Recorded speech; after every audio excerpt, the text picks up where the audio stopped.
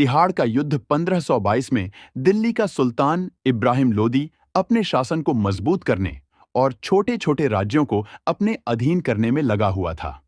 तिहाड़ क्षेत्र के राजा गोग्गल राम तगा स्वतंत्र स्वभाव के थे और उन्होंने सुल्तान की कर, टैक्स वसूलने की मांगों को बार-बार ठुकरा दिया।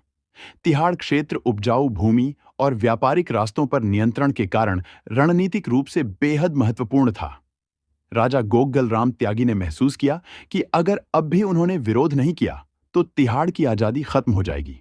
इसलिए उन्होंने अपने 12,000 योद्धाओं को युद्ध और गुरिल्ला युद्ध नीति में प्रशिक्षित किया। दूसरी तरफ इब्राहिम लोदी विशाल सेना लेकर तिहाड़ पर चढ़ाई करने आया। युद्ध शुरू हुआ। संख्या में कम होने के बावजूद राजा गोग्गल राम के योद्धाओं ने पहाड़ियों और खेतों के भूगोल का फायदा उठाकर घात लगाकर हमला किया। उनके हाथों में तेज तलवारें और भाले थे।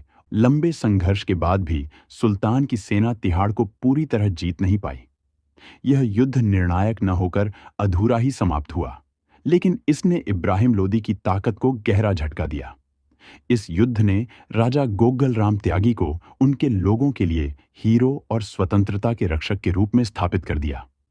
तिहाड़ की आजादी बनी रही और दिल्ली सल्तनत की कमजोरी सबके सामने आ गई थी।